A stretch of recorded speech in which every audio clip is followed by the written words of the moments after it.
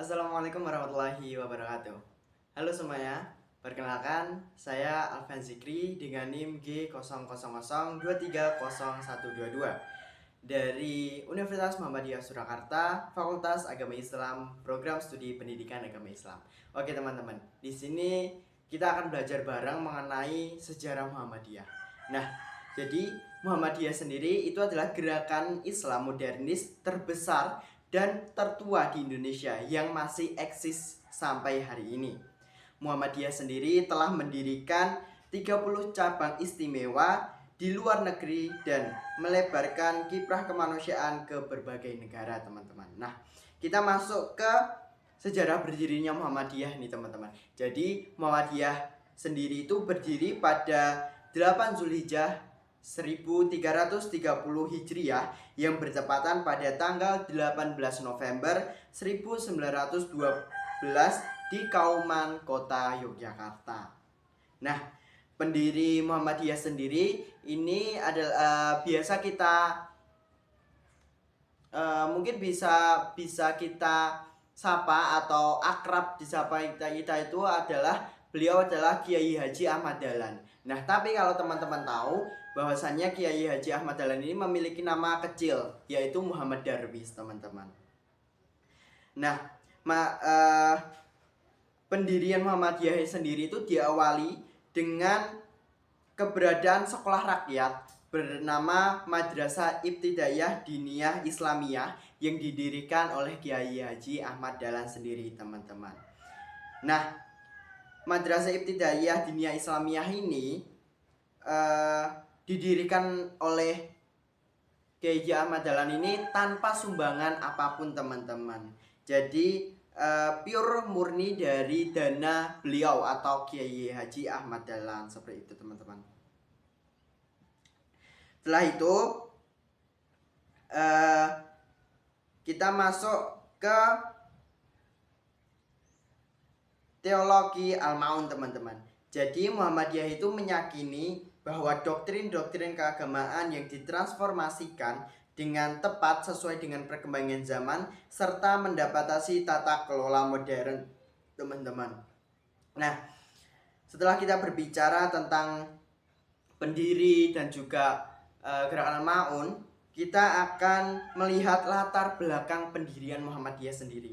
Jadi kondisi umat Islam saat itu sangat dianggap jumud atau terjebak dalam mistik, tahayul, dan juga bid'ah, teman-teman. Nah, latar belakangnya itu juga dipengaruhi oleh dua faktor. Apa aja faktor itu? Ada faktor eksternal dan juga faktor eksternal, teman-teman. Faktor internal sendiri itu adalah kurangnya persatuan, kemunduran ekonomi, serta kegagalan lembaga pendidikan Islam memenuhi tuntutan zaman. Jadi kekurangan ilmu atau kegagalan suatu lembaga terkait lembaga pendidikan agama Islam itu adalah faktor internalnya sendiri, teman-teman. Nah, untuk faktor eksternalnya sendiri adalah adanya misi misionaris Kristen yang semakin kuat. Jadi misi dari agama Kristen itu lebih kuat dibandingkan misi dari Islam sendiri. Makanya Kiai Haji Ahmad Dahlan atau Muhammad Darwis itu mendirikan yang namanya Muhammadiyah, seperti itu. Terus tujuan utama dari Muhammadiyah itu apa ya? Ada yang tahu nggak? Ya, benar banget. Jadi tujuan utamanya itu adalah pemurnian akidah, yaitu dimana membersihkan ajaran-ajaran Islam dari pengaruh luar dan praktik-praktik yang tidak sesuai dengan Al-Quran dan juga As-Sunnah. Terus sebagai pembaharuan, jadi Muhammadiyah ini menerapkan pemikiran modern dalam memahami ajaran Islam. Nah, sebenarnya masih banyak banget tujuan utama, tapi karena kita terbatas waktu, jadi saya cuma sampaikan dua aja, teman-teman. Nah, terus kita masuk ke perkembangan amal.